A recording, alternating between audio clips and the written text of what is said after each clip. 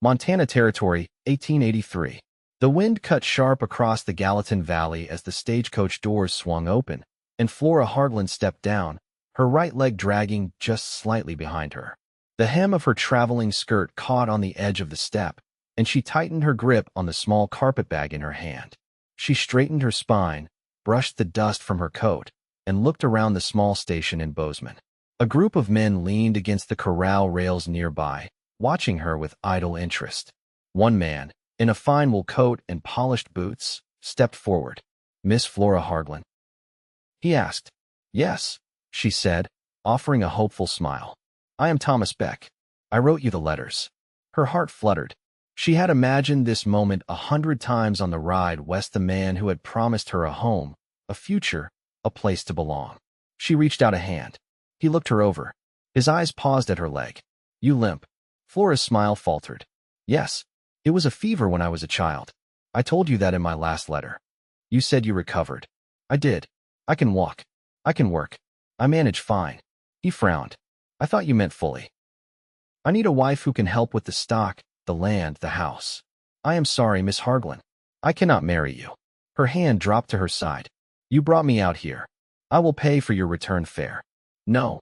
Flora's voice cracked, but she lifted her chin. "Thank you for your time." He nodded once, turned, and walked away without another word. The wind picked up again. Flora stood there, alone, the stagecoach already pulling away. Dust curled around her boots. She limped toward the edge of the platform and sat on her bag, her chest tight and aching. A quiet anger burned beneath her ribs, but more than that, a hollowness. She had no plan now, no one waiting, no home.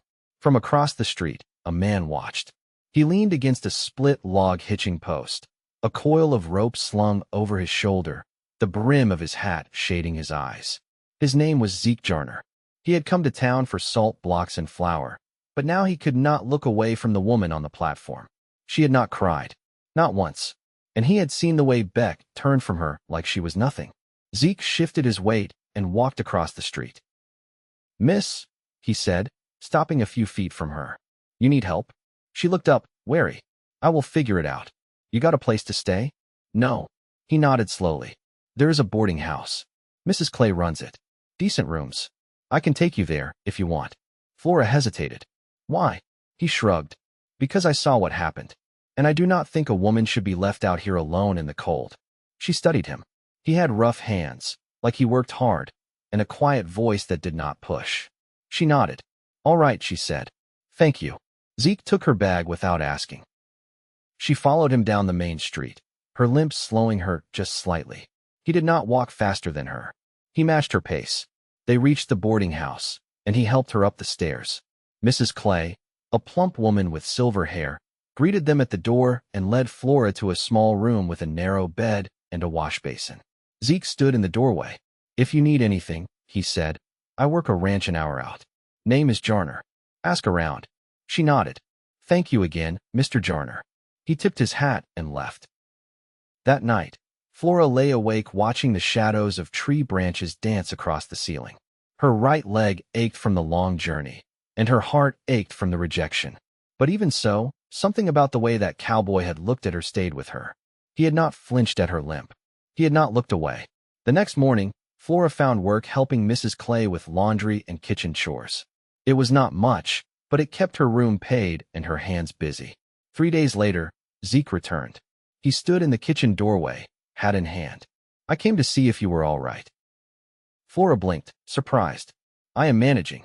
I have a question," he said. "You came out here to be a wife. You still want that?" Her heart stuttered. "Why?" "Because I have a small house, 2 good horses, a milk cow. I do not have a wife, and I do not care about a limp." She looked at him, stunned. "I do not know you," she said. "That is fair," he said. "But I saw how you held yourself when he turned you away. I saw how you did not cry, and I thought there is a woman I could build something with." Flora's throat tightened. "You do not pity me?" Zeke shook his head. "No. I respect you." She stepped closer, laying her hand lightly on the table between them. "You mean it?" "I do." She swallowed hard. For the first time in days, something warm bloomed in her chest. "Then maybe we start again. I am Flora." He smiled. "Zeke." They shook hands. It was not fancy. Not dramatic. But in that quiet moment, something steady passed between them. Later that week, he came again, brought her early apples from his trees and a jar of wildflower honey. The week after that, he brought her to see his land. It was not much, just a cabin tucked against a line of pines, a small barn, a wide field with scattered cattle. But it was peaceful, clean, hers to walk across if she wanted it. I know it is not a grand place, Zeke said. Flora looked around, then up at him. It is more than I ever had. He looked into her eyes. I would like to court you. She nodded, heart full. Then court me, Zeke Jarner. And he did. He brought her wildflowers. He carved her a comb from pine wood. He walked beside her, never ahead. When she stumbled, he steadied her without comment. When she laughed, he looked at her like she was sunlight. One evening, under the porch lantern of the boarding house, he took her hand and kissed her fingers. I know we came to this strange, he said, but I have never wanted something so clear in my life. Flora touched his cheek, her voice soft. Neither have I. And for the first time since she stepped off that stagecoach, she believed she might be home. The sun hung low behind the Bridger Range when Flora stepped down from Zeke's wagon, her skirts brushing dry stems of wheatgrass. The cabin stood close, its logs weathered to gray, the porch shaded by a lean-to roof of cedar shingles. A yellow dog roused from beneath the steps and watched her with a slow, steady blink. Zeke set the brake with a wooden clunk. You all right walking in? She nodded. I'd like to see the kitchen. He offered his hand, not to steady her, but to share the moment. She took it. His palm was warm, rough with callus. When her boots touched the packed earth again, he let go without lingering. The door creaked open into a single-room cabin thick with the scent of pine resin and hearth ash. A ladder leaned to a loft above, and a table sat by the front window, its top marked with knife scores and an old ink stain. A kettle hung over low coals in the hearth, and the stove stood ready with a pile of chopped wood stacked neatly nearby. Flora crossed to the table. You keep it clean. I try, Zeke said, setting the small sack of flour on the counter. Never figured much on keeping house, but I do what I can. She glanced at the shelves, dishes stacked precise, a row of jars with dried beans, salt, coffee. You've done well. He rested his hat on a peg beside the door. I thought maybe, if you liked it, you might stay through the winter. No rush on anything. Just company and shared work. Flora turned toward the window. The light carried the gold of late September. I'd like that, she said, her voice low. But I want to earn my place. You already have, he said. She didn't answer. Instead, she set her bag by the hearth and knelt to stir the coals with the iron poker. A flame caught where the embers still lived. Zeke watched her quietly, then moved to pour water into the kettle from a jug. They worked side by side in silence, not rushed, not strained, just two people fitting into the same rhythm. Later, he showed her the barn, the tack room, the corner of pasture where he kept 3 calves penned for winter feeding. The horses, a bay gelding and a dun mare, nosed at him when he passed. Flora stood by the gate, hands folded lightly in front of her. She's heavy with full, Flora said, nodding at the mare. Zeke looked at her, surprised. You know horses? My uncle bred Morgans outside Knoxville. I helped after my aunt passed. He leaned on the rail. Why didn't you say that before? No one's asked, she said plainly. He smiled, soft around the eyes. Well, I'm asking now. That evening, she sat in the rocker by the hearth, legs tucked beneath her as the kettle hissed gently. Zeke laid out 2 tin plates and cut slices of ham from a cloth-wrapped slab. He passed her a slice of cornbread and sat across from her, elbows resting on the table. Do you miss Tennessee? He asked. I miss the dogwoods, she said, and the sound of rain on a tin roof. But not the silence after my parents passed. Not the way folks looked through me after. Zeke didn't press. He took a bite, chewed slowly. She watched him through the flicker of firelight. What about you? You ever been back east? Once, he said. Rode a cattle drive to Kansas City when I was 19. Too much noise. Too many people packed tight. I like space. She nodded. I think I do too. Later, when the dishes were done and the fire burned low, Zeke took up a small box from the mantel and offered it to her. What's this? She asked. He shrugged. Something I carved. Thought you might like it. Inside lay a hairpin, shaped like a swallow in flight. The wings were smooth, the beak delicate, the body curved to hold in her hair. I don't know what to say, she whispered. You don't have to say anything. She met his eyes. You see me, don't you? I do, he said. Flora stood and crossed the room to him. She reached up, pressed her fingers against the stubble along his jaw. You feel like something I never thought I'd find. He didn't answer. He just closed the space between them, slow and sure, and rested his forehead against hers. Outside, the dog stretched in the cool night air. The wind had softened, and the stars blinked steady above the line of trees. Inside the cabin, the fire glowed low, and two people, once strangers, began to build a life from the quiet trust blooming between them. By late October, the first frost clung to the rim of the water barrels, and the cottonwoods behind the cabin stood nearly bare, their gold stripped by wind. Flora had taken to rising before the sun, pulling wool over her shoulders and lighting the fire before Zeke stirred. She liked the quiet of those early hours, the way the light bled slowly into the world, soft and pewter-colored. That morning, she stood at the back fence, watching a hawk wheel slow over the meadow, her shawl drawn tight. The pasture grass was dry and brittle underfoot, the kind of brittle that whispered of snow not far off. Zeke came up behind her, boots brushing gravel. You've got a good eye, he said. She turned. For hawks. For the shape of things, he said. You see what's coming. She studied his face. You sound like you've been thinking. I have. She waited. He looked toward the barn. I want to build on that north side. Turn the lean-to into something tighter. If you're going to stay, I figure you ought to have a space that's yours. Flora's brow furrowed. I want to, he said, cutting gently across her. It's not about need. She looked down at the frost-glittered earth. I was never someone men did kindness for. Well, he said, they were fools then. She didn't answer, not right away. But she reached over and touched his arm, just once, and something in her settled. That afternoon, she took the cart into town alone. Zeke had offered to go with her, but she'd wanted to try it herself. The mare was steady, and the roads were dry enough, and she liked the feel of the reins in her hands. She bought sewing needles and coarse muslin, a bolt of dark green wool, and a tin of lye for washing. At the mercantile counter, Mrs. Harkness leaned toward her. You staying out at the Jarner place? She asked, voice low. Yes. You be careful now. That man's had no woman out there before. Some say he's odd. Flora folded her receipt carefully. He's quiet. Not odd. Mrs. Harkness sniffed. Sometimes quiet hides things. Flora met her gaze. Sometimes, quiet just means a man doesn't waste words. She left without saying more. On the way back, the wind picked up. Dry leaves skittered across the road like startled mice. She pulled her shawl tighter and kept the mare steady, and by the time the house came into view again, her cheeks were wind-bitten and pink. Zeke was chopping wood along the side wall, sleeves rolled, the axe rising and falling in a sure rhythm. He glanced up when she pulled in and didn't speak, just lifted the sack from the back of the cart and carried it inside. She followed, brushing dust from her skirts. I ran into Mrs. Harkness, she said, untying the bolt of wool. Zeke set the sack down with care. She tell you I was strange?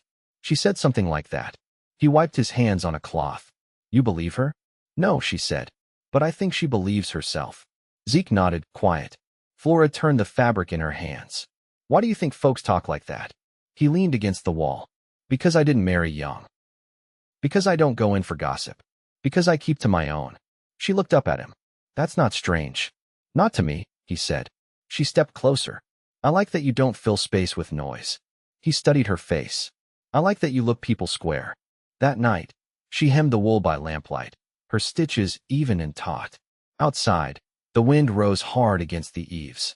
Zeke sat at the table, sharpening the draw knife, his hands steady over the blade. They didn't speak much, but the room felt full of warmth, of small sounds, of something unspoken that now had shape. When she stood to put the sewing away, he met her eyes. I've been thinking about the preacher coming through next month. She stilled. There's no rush, he said. But I'd ask you, when you're ready. Flora set the folded cloth on the shelf. Her voice was calm. What if I already am? Zeke stood, crossing to her. Then I'd be the luckiest man I know. She reached up, fingers brushing his collar. You're not the only one who's waited a long time for something steady. He bent his head, and when their lips met, it was not hurried or wild, it was the kind of kiss that came from knowing. From trust. from the slow building of something rooted deep. Outside, the wind settled. The stars blinked still and sure. And inside the cabin, two people stood close, no longer searching, no longer alone. The air shifted in November. It wasn't just the cold, though it bit sharper each day, but the stillness that came with the waiting hush before snow. The cattle moved slower, breath rising in curls. The trees, stripped bare, stood like sentinels above the frozen ground. Inside the cabin, the rhythms between Flora and Zeke settled into something unspoken but sure. One morning, after the chores were done and the sky stayed low with cloud, Flora took a worn ledger from the shelf and set it on the table. Zeke glanced at it over his coffee. "You been keeping accounts?" She opened it, fingers smoothing the paper. "I started copying what you'd scratched on the wall beam. It wasn't wrong, just scattered." His brow lifted. "Didn't know you could cipher." She didn't look up. "I taught figures to the younger girls at the orphan home. Back east." Zeke set down his cup. "You never said you were raised there." "You never asked," she said, her voice clear. "But I don't mind telling it." He leaned back in the chair, arms folded. "I'd like to hear." Flora didn't speak right away. Her gaze lingered on the page before her. "I was 8 when I arrived. Fever took my family. The matron was a distant cousin of my mother's, but she only visited twice in the years I stayed. I was not much to look at, and I could not run like the others. So I read, and I taught, and I learned how to make myself useful." Zeke's voice was quiet. "You never had a family after that. A woman took me in when I was 15, widow with 3 boys. I helped with the washing, the sewing, the cooking. She gave me a cot in the back room and a little silver comb. That was the first pretty thing I ever owned." He didn't speak. She closed the ledger. "I left when the youngest boy turned 16. There wasn't room for me anymore." Zeke stood and crossed the room. "You've made room for yourself here." She looked up at him, something steady in her eyes. "I don't want to just fit into your life. I want to build one with you." His hand reached for hers, warm against the chill that seeped through the cabin walls. "That's what I want too." The next day, they rode into town together. The preacher had wired ahead he'd be passing through Bozeman on his way up to Helena and would stop for a night. The wedding would be small, quiet, just the two of them and the words that bound. At the dressmaker's, Flora stepped behind the curtain with a length of soft gray calico in her arms. Zeke waited outside, watching the mid-afternoon light stretch long across the street. When she stepped out, the fabric shaped to her waist and fell smooth to her boots. He didn't speak right away. She looked down at herself, then up at him. "Say something." "It's good," he said. "You look right. Like yourself." She smiled, faint but real. "That's all I hoped for." They left with the dress wrapped in brown paper and tied with string. On the way home, Zeke reached over the wagon seat and took her hand. He didn't let go until the snow began to fall. The flakes came light at first, brushing the windshield and catching in the horse's mane. By nightfall, the ground lay white and clean beneath the moon. The cabin was warm from the stove and the fire, and Zeke had dug out a small tin box from the back shelf. Inside was a ring, silver, worn smooth, with a single engraving on the inside. She turned it in her hand. "What does it say?" "Steady as the earth. My father gave it to my mother. He carved it himself." Flora traced the words with her thumb. "You're sure? I want you to have it." She slid it onto her finger. It fit without adjustment. "I never thought I'd be someone's wife," she said. "I never thought I'd find someone who made me want to speak more than I had to." That night, the snow deepened and the wind quieted. In the stillness, two hearts settled into the promise they'd made, not with grand gestures, but with continued presence, with shared labor, with hands that reached and held on. Morning would bring more work. The preacher would arrive before supper. But for now, there was peace. Hard-won, soft-spoken, and true. The preacher arrived with dusk behind him, his coat hem dusted in snow and his mare lathered from the long ride north. He didn't linger in town, just rode straight to the Jarner place under the weight of the sky, stopping only when the cabin light glowed through the trees like a promise. Zeke had cleared a path with the shovel, a narrow track from the gate to the porch. The snow had deepened near the barn, and the horses huddled close under the lean-to roof. Inside, the fire burned low but steady, and the smell of venison stew drifted through the warm air. Flora was ready. She wore the gray calico, her hair pulled back and fastened with a simple pin Zeke had carved from cottonwood. She didn't tremble, didn't fidget, only stood straight beside the hearth, one hand resting on the table's edge. The preacher removed his gloves and stepped inside, without ceremony. "Evening," he said, nodding once to each of them. "You the two?" Zeke stepped forward. "We are." There was no congregation, no music. Just the preacher's voice, low and even, and the sound of the snow ticking softly against the windows. Zeke held her hands, his thumbs brushing over her knuckles as the words were spoken. When the time came to answer, he didn't hesitate. "I will," he said. Flora's voice followed, clear and sure. "I will." The preacher gave a small nod and closed his book. "Then your husband and wife. May the Lord keep you." Zeke offered him a plate of stew and a place by the fire, but the preacher only stayed long enough to warm his hands. "Too much road behind me still," he said, lifting his collar as he stepped back into the dark. "But you've got a light here. I can see that." They watched his lantern bob down the trail until it vanished behind the snow-veiled trees. The cabin felt still again, but different now.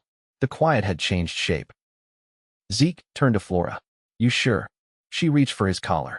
"I've never been more." They didn't speak again that night. They didn't need to. The fire burned low as they moved through the space together, unfamiliar in small ways still, but no longer uncertain. The days that followed folded into winter proper.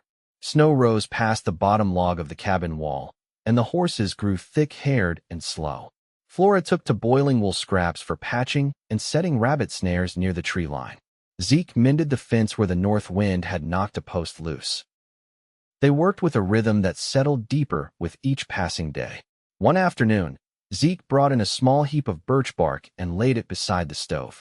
"I've been thinking," he said, brushing snow from his sleeves. Flora looked up from the quilt she was stitching. "About what?"